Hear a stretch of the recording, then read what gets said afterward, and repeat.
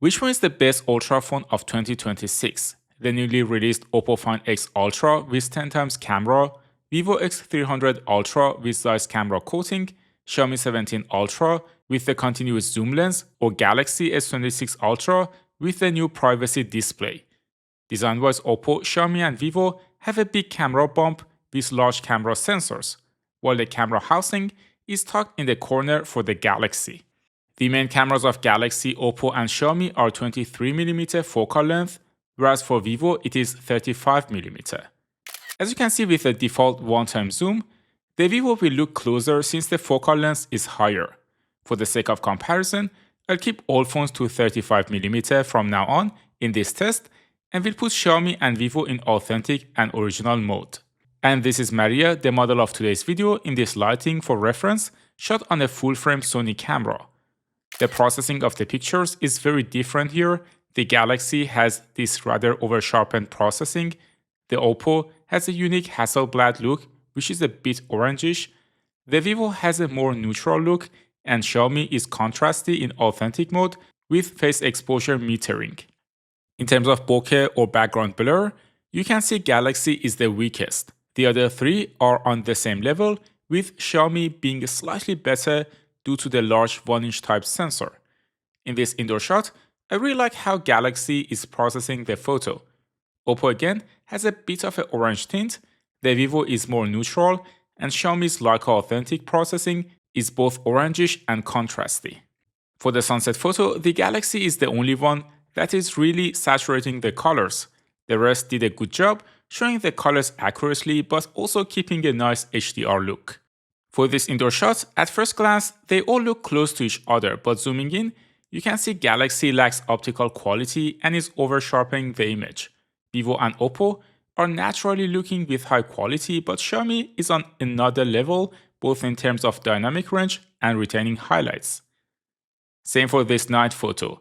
It was almost complete darkness, and Galaxy failed to find the right white balance. The Oppo picture is very blurry, Vivo did a relatively better job, but Xiaomi really killed it. For portrait mode and artificial background blur, I'm not super impressed with Oppo honestly, the other three, especially Xiaomi and Vivo, did a great job. For video 4K 30 frames per second, they are on a similar league and only color science is different. Vivo and Oppo are slightly more vivid, especially like how Galaxy is retaining highlights.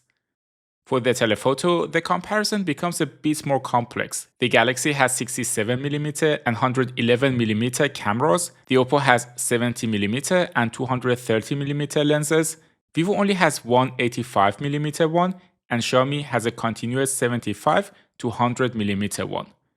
I did put all of them on 85mm, which is around 3.7 times zoom.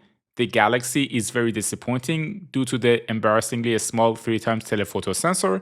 The other three are doing an amazing job with great bokeh and high optical quality. Same here where Galaxy is giving us almost zero bokeh, whereas the other three are doing a fine job. The bokeh especially looks very strong on Oppo. Before moving to 5 times zoom, let me tell you how to save some money to afford these phones. I was paying around $60 every month across ChatGPT, Claude and Gemini separately. I switched everything to one place, and now I paid just $5. That tool is Merlin AI, the sponsor of today's video. I've also got an exclusive 75% discount for you. I'll show you how to get it at the end.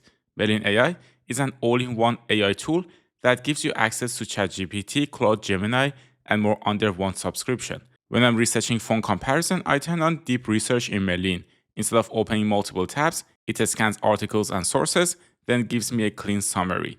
I also use chat with web page. If I'm reading a long article, I summarize it or ask follow-up questions without switching tabs using the Merlin AI extension. You can also switch between models since each one has advantages. ChatGPT for writing, Claude for reasoning, Gemini for research, all in one place with Merlin. Merlin is also introducing agentic workflows soon, where it can take actions for you like researching, navigating pages, or completing tasks. If you go to the pricing page, click Get Started, then apply the promo code at checkout, you'll see the final price drop to about $60 for the year.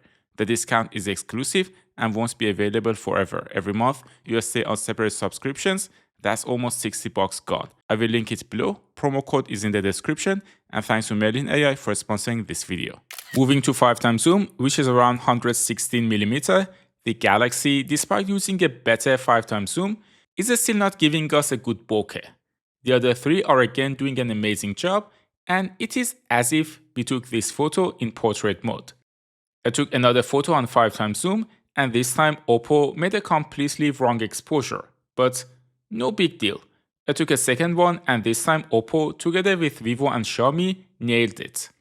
I'm not saying Galaxy Telephoto is bad though, like here despite lacking optical quality, it is still doing a good job indoors. Oppo is doing better than Xiaomi and Vivo, and the photo looks much sharper.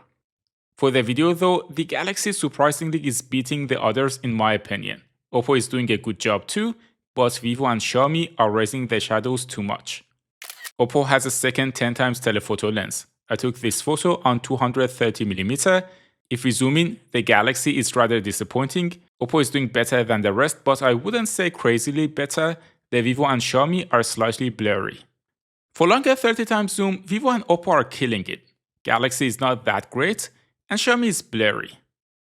You can also take telephoto macro shots with the telephoto lenses on each of them, which is great. For ultrawide, the Galaxy and Xiaomi have a smaller sensor size. The Oppo one is a bit larger, but Vivo has a massive sensor which is as large as the main sensor on the Galaxy. In daytime, they are all doing a fine job, and it is difficult to say which one is better. The color science is of course different, like again we see Oppo has this orange boosted vivid color science and Galaxy has a green tone. But looking at the night photo, you can see Galaxy again picked the wrong white balance. Oppo is a bit blurry, but Vivo killed it again, while Xiaomi is doing surprisingly well, considering the sensor is not big. Design-wise, the Oppo is the only phone that has extra buttons for controlling the cameras, and they implemented it like how Apple did, and for example, you can use it for taking selfies. For selfies, I found Galaxy and Vivo a bit disappointing, especially because the selfie angle is really not wide enough to fit even two people. The Oppo and Xiaomi are slightly better. By the way, I'll upload these photos in full quality to Google Drive and share the link exclusively with channel members, so if you want to support the channel, just hit the join button.